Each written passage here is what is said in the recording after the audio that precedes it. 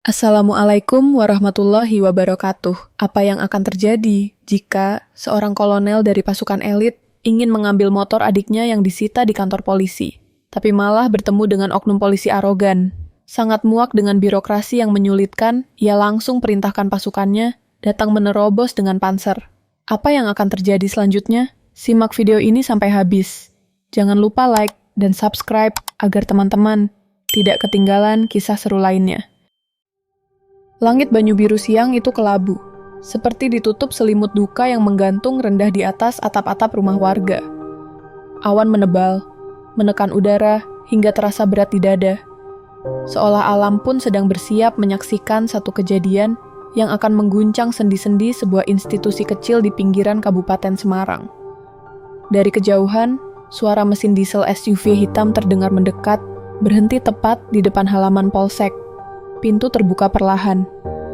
Turun seorang pria, berseragam loreng hijau dengan lengan digulung, menampakkan otot-otot yang kencang, dan urat-urat tangan seperti kawat baja. Di kepalanya, baret merah Kopassus bertengger miring di atas alis kiri. Tak sekadar simbol, tapi peringatan. Sorot matanya tajam, rahangnya terkunci, dan seluruh tubuhnya memancarkan aura militer aktif yang tak bisa disangkal. Ia adalah Kolonel Argo Prasetyo, perwira aktif komando pasukan khusus. Dan hari ini, ia datang bukan sebagai jenderal atau pejabat tinggi, tapi sebagai seorang kakak yang marah.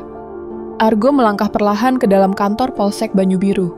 Dengan langkah berat namun penuh kendali, suara sepatu boot militernya bergema pelan di lantai keramik yang kusam, menciptakan irama ketegangan yang menggantung di udara. Setiap hentakan kakinya bagaikan palu godam yang memukul sisi kesadaran ruangan itu. Seragam loreng hijaunya tampak kontras di tengah dominasi coklat seragam polisi yang duduk di balik meja. Seolah semesta ingin mengingatkan bahwa kehormatan masih hidup dalam tubuh seseorang. Suasana di dalam begitu pengap, bukan oleh suhu, melainkan karena aroma busuk, kekuasaan kecil yang terbiasa tidak diawasi. Di balik meja resepsionis, dua petugas, Bribka Joko Pranoto dan Bribtu Wahyu Firmansyah, hanya melirik sekilas, seolah tak peduli, atau mungkin terlalu terbiasa mengabaikan. Mereka tak tahu, sosok berseragam loreng itu bukan prajurit biasa. Mereka tak sadar, badai berotot dan berbaret merah itu bukan sedang datang untuk basa-basi, tapi untuk menagih pertanggungjawaban. Di depan meja pelayanan, Argo menundukkan kepala sejenak, menyesuaikan diri dengan atmosfer penuh ketidakpastian. Dengan suara yang dalam dan mantap, yang dipenuhi wibawa, namun tetap menyiratkan kelembutan seorang kakak, ia berkata, "Selamat siang, saya ingin mengambil motor adik saya yang ditahan setelah mengalami kecelakaan dan dilarikan ke rumah sakit." Kalimat itu terdengar sederhana, namun berat dengan makna. Ia bukan sekadar meminta barang yang disita, melainkan menuntut keadilan dan rasa kemanusiaan yang telah hilang. Suaranya bergema dalam hati mereka yang mendengarnya, membawa sebuah pesan kuat bahwa ini bukan soal kekuasaan atau jabatan, tapi tentang perlindungan dan penghormatan pada sebuah keluarga yang sedang diuji. Namun, yang menyambutnya bukanlah simpati, melainkan dinding keangkuhan yang dibangun rapat-rapat oleh mereka yang memilih jalan pintas. Beberapa saat kemudian, pintu ruang kerja terbuka perlahan. Seorang pria berseragam polisi lengkap muncul, berjalan keluar dengan langkah santai yang penuh kesombongan. Di tangannya tergenggam sebatang rokok yang menyala. Asap tipisnya mengepul dan membentuk lingkaran yang seolah melambangkan kabut ketidakadilan yang akan menutupi ruangan itu. Di dada kiri seragamnya tertempel nama, Inspektur Polisi Tingkat Utama Surono. Matanya tajam seperti elang, tapi bukan karena kewaspadaan melainkan naluri untuk mengintimidasi. Senyum sinis tergurat di bibirnya, menandakan seseorang yang sudah terbiasa menggunakan kekuasaan untuk menindas dan mengekang. Dengan setiap tarikan rokok, ia memperlihatkan sikap angkuh yang membekas seperti noda hitam di dinding kepercayaan masyarakat. Surono menatap Argo dengan pandangan meremehkan, lalu berkata dengan nada berat yang dipenuhi kesombongan, "Ambil motor? Bisa, tapi kita urus dulu administrasinya. Biaya penitipan, pengamanan, dan pengeluaran barang bukti. 8 juta cukuplah. Ucapannya menggantung di udara, seperti jebakan beracun yang sudah ia persiapkan untuk memerangkap siapapun yang berani melawan.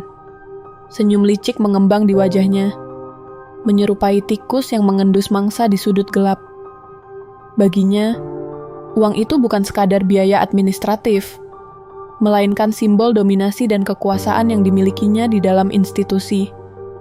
Di balik dinding polsek yang terlihat biasa, berlangsung permainan kotor yang menyayat hati, memperlihatkan betapa jauh jarak antara hukum dan kenyataan.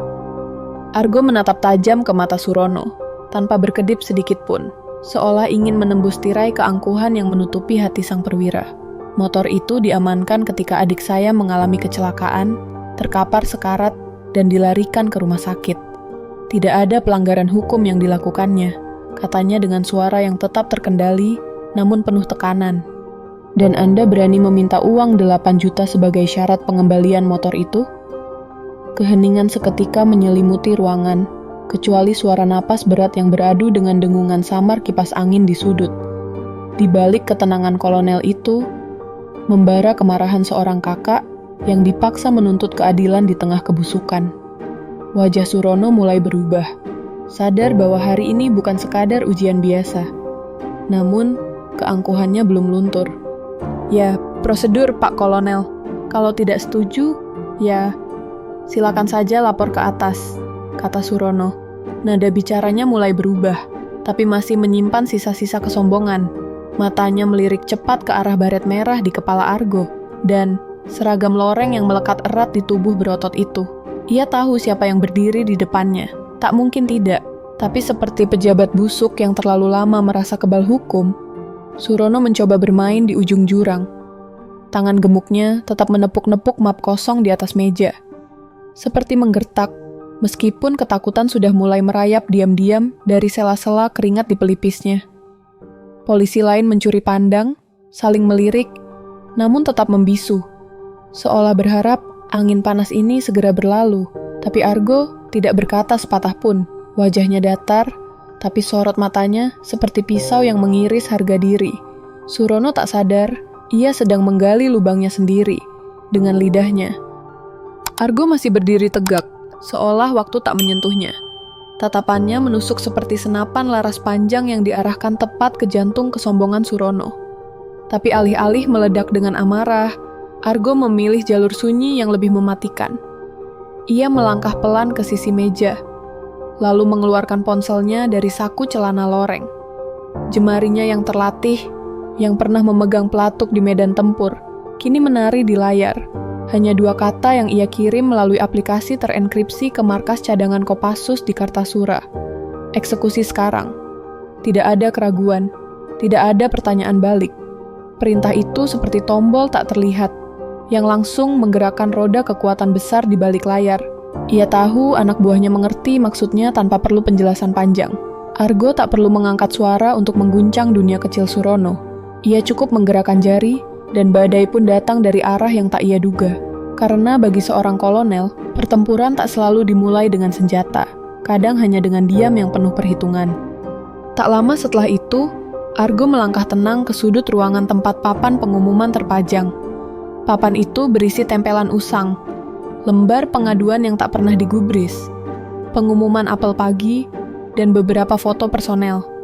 Di antara semuanya, ada satu bingkai yang mulai memudar, menampilkan Surono dengan seragam lengkap dan senyum palsu yang seakan ingin meyakinkan dunia bahwa dia adalah penjaga hukum. Argo menatap bingkai itu lama, bukan wajah Surono yang ia lihat, tapi simbol dari kebusukan yang merajalela di balik seragam. Tanpa sepatah kata, ia mengulurkan tangan, melepas bingkai itu dari paku dinding, lalu menjatuhkannya ke lantai dengan sengaja. Kaca pecah memekakan keheningan, serpihannya memantulkan cahaya seperti potongan harga diri yang telah lama terkubur. Retakan itu terbelah tepat di wajah Surono, seolah menjadi lambang dari kredibilitas institusi yang telah pecah jauh sebelum hari itu. Polisi di ruangan hanya berdiri diam, tenggorokan tercekat, tak satu pun berani memungut atau berbicara. Henning belum sempat menguap ketika Argo menatap Surono yang masih berdiri dengan tubuh bergetar, napas memburu seperti hewan buruan yang menyadari ajalnya mendekat. Tidak ada aba-aba. Dalam satu gerakan cepat dan presisi khas prajurit elit, Argo melayangkan pukulan keras ke rahang Surono. Tubuh Tambun itu terpelanting ke belakang, membentur meja, lalu jatuh terguling ke lantai. Suara dentuman itu disambut keheningan yang lebih mencekam. Semua yang ada di ruangan menahan napas. Surono terbaring dengan wajah memerah dan darah merembes dari sudut bibirnya. Ia mencoba bangkit perlahan, tangan gemetar mencari pegangan di lantai. Namun belum sempat lututnya tegak, Argo mengayunkan tendangan keras ke perutnya.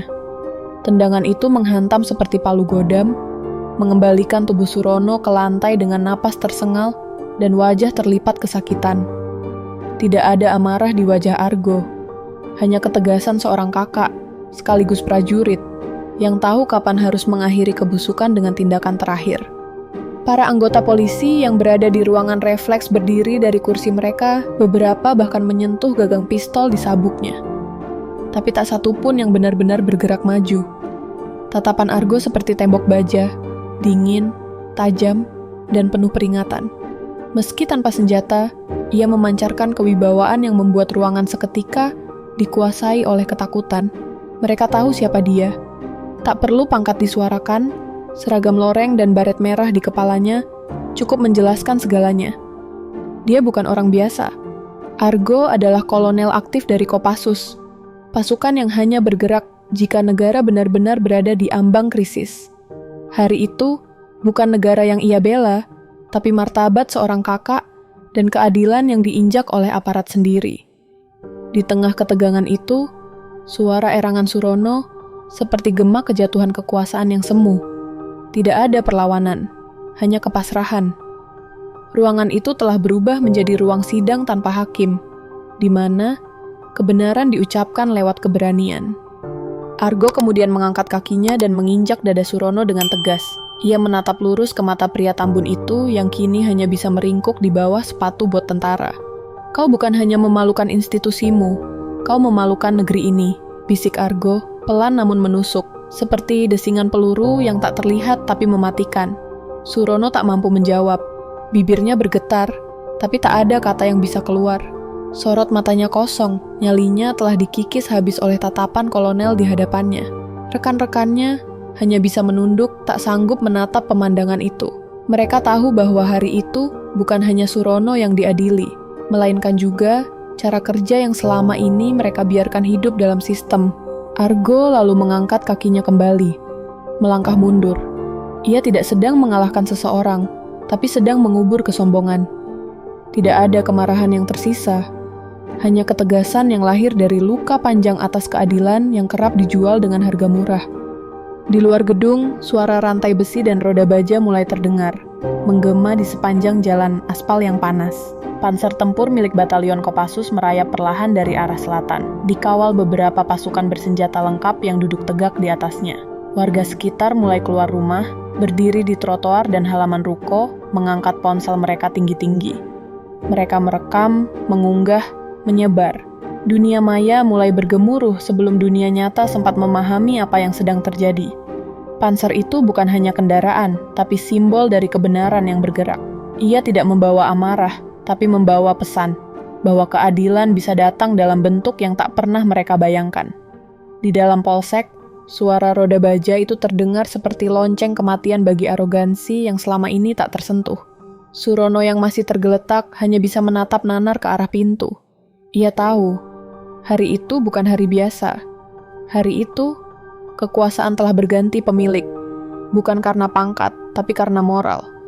Dari sudut pintu yang terbuka, seorang polisi muda muncul tergopoh-gopoh. Nafasnya tersengal, matanya membelalak ketika melihat ke arah gerbang.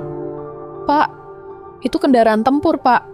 Panser datang!" Teriaknya, suaranya nyaris pecah oleh kepanikan. Sontak, beberapa polisi berhamburan ke jendela, sebagian lagi mendekat keluar ruangan untuk memastikan. Di halaman, suara rantai baja menggiling aspal terdengar jelas, bergema seperti genderang perang. Panser hijau tua dengan lambang Kopassus di sisinya merayap perlahan ke depan. Tubuhnya kokoh, dingin, dan tak tergoyahkan. Warga sekitar mulai berkumpul di luar pagar, merekam dengan ponsel, saling berbisik dalam gelisah yang merambat cepat. Sebagian anak-anak menunjuk ke arah Panser dengan mata membelalak. Sementara orang tua mereka menarik mereka mundur dengan wajah cemas. Tak seorang pun mengerti sepenuhnya apa yang sedang terjadi. Tapi semua orang tahu, ini bukan sekadar kunjungan biasa. Argo tak berpaling keluar. Ia tetap berdiri di tengah ruangan, memberi isyarat kecil dengan jari ke arah jendela, seolah cukup satu kedipan darinya bisa menghentikan dunia berputar. Panser berhenti tepat di depan kantor Polsek Banyu Biru. Mesinnya masih meraung pelan, mengepulkan uap dari knalpot. Asapnya menari di udara, seperti peringatan yang tak perlu diterjemahkan. Di dalam ruangan, ketegangan memuncak. Beberapa polisi kini menunduk, tak berani memandang ke arah pria berseragam loreng itu. Di mata mereka, Argo bukan lagi tamu atau warga sipil biasa. Ia adalah simbol kekuatan yang tidak bisa digertak. Dan hari ini, institusi kecil mereka sedang ditelanjangi di depan publik. Kamera warga terus merekam, dan dunia maya sedang bersiap menelan kisah ini bulat-bulat. Tapi Argo tak peduli akan viral. Ia hanya ingin satu hal, keadilan. Suasana semakin panas ketika suara langkah tergesa terdengar dari balik lorong. Kapolsek Banyu Biru muncul, wajahnya pucat seperti dinding yang baru dicat putih. Keringat membasahi pelipisnya meski pendingin ruangan menyala. Ia berjalan cepat, menunduk dalam-dalam di hadapan Argo. "Maafkan kami, Kolonel. Kami akan proses dia sesuai hukum. Mohon hentikan ini," ucapnya lirih, nyaris bergetar. Tak ada keberanian tersisa dalam tubuhnya yang gemetar. Ia tahu ini bukan urusan sepele. Ini bukan soal satu oknum atau satu motor. Ini soal martabat institusi yang mereka abaikan. Dan kini dibangunkan oleh tangan seorang kolonel yang tak datang membawa amarah, tapi membawa cermin besar untuk mereka menatap kebusukan mereka sendiri. Di sekeliling mereka, suasana senyap. Semua menunggu reaksi Argo. Apakah badai akan reda, atau justru berubah menjadi angin topan yang menyapu bersih semuanya? Tatapan Argo tetap tertuju pada Kapolsek Bagus Santika. Tidak ada kemarahan meledak, tidak ada teriakan. Yang ada hanyalah ketenangan yang menakutkan, seperti laut yang sunyi sebelum badai datang. Saya datang sebagai rakyat sipil, bukan sebagai perwira. Tapi kalian memperlakukan adik saya seperti penjahat. Ini bukan tentang motor, ini tentang keadilan yang kalian buang ke selokan, ucapnya datar. Tapi setiap katanya jatuh seperti palu godam ke dasar nurani siapapun yang mendengar. Kapolsek tertunduk makin dalam. Tak ada jawaban, karena memang tidak ada pembelaan yang pantas. Argo mengalihkan pandangannya, melihat sekeliling. Satu persatu mata polisi menghindar, tak sanggup menatap balik. Rasa malu merayap pelan, menyusup ke setiap sudut ruangan, membungkam mulut-mulut yang biasanya mudah memberi perintah. Hari itu, bukan kekerasan yang paling menampar mereka, melainkan keberanian seorang kakak yang datang membawa kebenaran di punggungnya. Dengan tangan diborgol, IPTU Surono digiring oleh 2 personel propam yang datang setelah Kapolsek Bagus Santika menghubungi atasannya. Suasana kantor Polsek Banyu Biru berubah total. Dari ruang yang sebelumnya penuh arogansi menjadi tempat penghakiman moral. Polisi-polisi lain hanya bisa menyaksikan saat rekannya ditarik pergi tanpa upaya pembelaan. Mereka tahu, semua sudah terlambat. Tak ada yang bisa membungkam rekaman video yang kini beredar luas. Potongan wajah Surono yang berlumur darah, Panser yang berhenti di halaman, dan sosok Kolonel Argo Prasetyo yang berdiri gagah dengan baret merah dan seragam loreng seperti singa penjaga keadilan. Malam itu, berita menyebar di televisi nasional dan media sosial. Netizen bereaksi, komentar membanjiri. Tak sedikit yang menuntut pembersihan total institusi kepolisian dari praktik pungli. Surono, yang selama ini merasa kebal hukum, kini menjadi simbol keruntuhan moral. Ia bukan hanya ditahan, ia dipermalukan oleh keberanian seorang kakak. Argo pulang malam itu dengan langkah tenang. Motor adiknya memang belum dibawa pulang, tapi itu bukan lagi hal utama. Di dalam hatinya, ia tahu ia membawa sesuatu yang jauh lebih berarti.